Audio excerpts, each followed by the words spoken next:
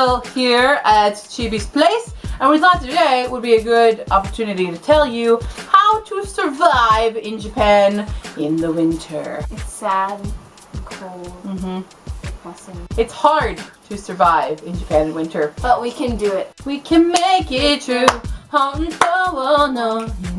Copyright. So for those of you who are first years in Japan, or you're looking into coming to Japan and you're a little worried about the winter, we have some ways for you to combat the winter. So the first obvious way to keep the cold out of your life are heaters. There are several different types of heaters in Japan. What are they, Kiana?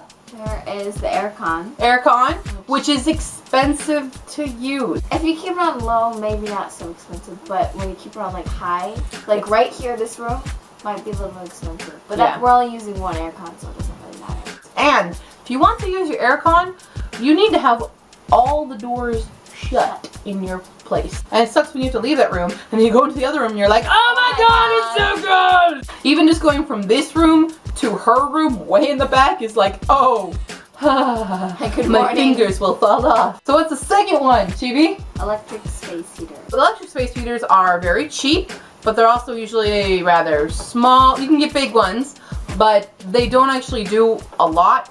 Only if you're really much right next to them is it going to keep you warm. It doesn't actually warm up an entire room at all. It's kind of just like a heat lamp. That's all it really is. You can get them in different forms. You can get some of them that have fans on them, but it's not very strong. And I wouldn't recommend living only off of them. And the third type of heater is stoves / kerosene heaters. When we say stove, we don't mean like an oven. If you hear a Japanese person say stovu, they're meaning a heater. And stoves are powered by kerosene, which is why I don't really have them, because I'm a little bit scared of using kerosene. It's a little scary. I tend to light things on fire, so I think being kerosene would be a really bad idea. This classrooms one, they're like caged in and they have a huge pipe, and it's like, oh my it looks very dangerous to have in a school. They smell really bad. A lot of the times, because they use these in schools, a lot of the times ALTs aren't used to them and will get very dizzy from them. If that happens to you, just step outside real quick, like just signal to your teacher, the JTE, that you need to take a moment because you can't breathe anymore. Sometimes it gets too hot in there too, like the work's over good and then you feel sick. So if you have those in one of your apartments, you can't leave it on all the time. Don't do that.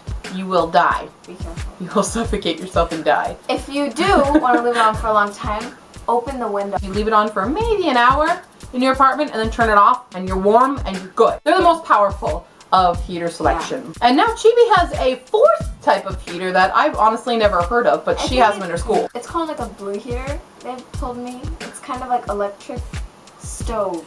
Electric stove. And it like blows out air like this one, but it has a flame on it.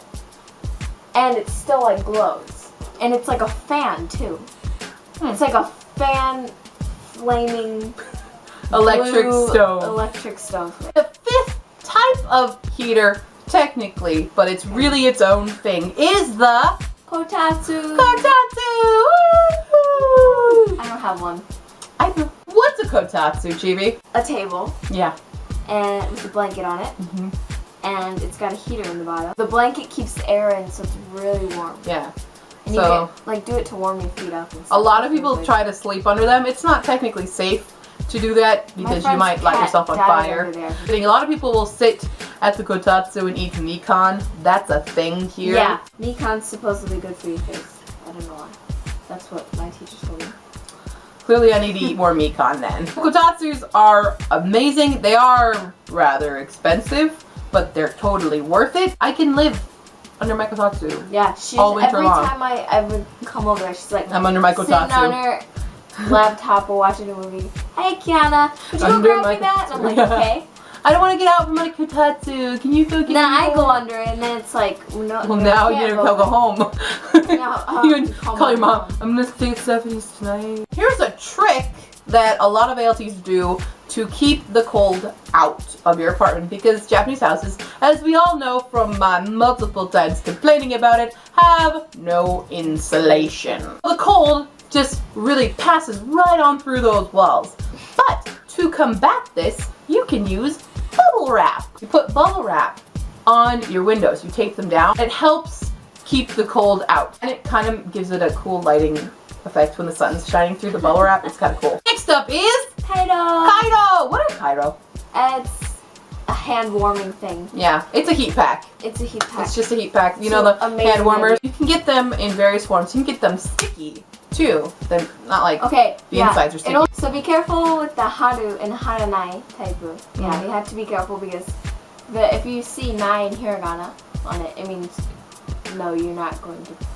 You can't stick it on you. If you have haru type, you can stick it them to your back. Yeah. I like that. A lot of people, they do, because they say in Japanese that the entrance for a cold is on the top, on your back. Right on the right below the nape of your neck. You can get ones to put in your shoes. They're big ones that you can stick all over your body and make yourself super warm. Yeah, one time my friend had 5 Kaidos on his stomach. I'm like, oh my god. Next up, for those of you who are getting a car or who don't already know this rule, except when you buy a car, everyone reminds you about this rule anyways, are winter tires. There are 2 types of tires in Japan that you should always have at your disposal, and that are the summer tires and the winter tire. You'll find at work everyone, when it starts getting colder, will start asking you, have you changed the winter tires yet? Have you changed the winter tires yet? And you'll just be like, yep. Also, for you jets starting school, did you know that you can bring a blanket to school? Not a big, thick, futon blanket, but the little tiny fuzzy ones. You can bring that to school and you put on your legs. It's not for draping over yourself like a cape. But you'll see a lot of women will bring these little blankets for their legs because they'll get very cold. You also shouldn't necessarily, but maybe some people, not me at all, do this anyways. Use it as a pillow and sneak off to take a nap, which I never do. Last but not least, Heat Tech! Hey! Everyone's favorite store is Uniqlo. All the foreigners, we all love us some Uniqlo because they have sizes that makes sense to us. And they also have this great brand called Heat Tech. And Heat Tech makes a lot of shirts and socks and underwear and pants and leggings and that gloves are designed to keep you warm in the winter and keep you cool in the summer. There are 2 different kinds. If you have a thicker latexy kind of fabric, then it's the winter Heat Tech, and if it's a bit thinner, then it is the summer Heat I own Tech. 2 and I own 15. Well, those are our tips on how to survive winter in Japan. Hopefully we pay attention to our own tips and survive. We'll see you next time. Leave any questions and comments down below, or check me out on Facebook, Tumblr, Twitter, and VU, and I'll see you next time, cuties. Bye! Bye.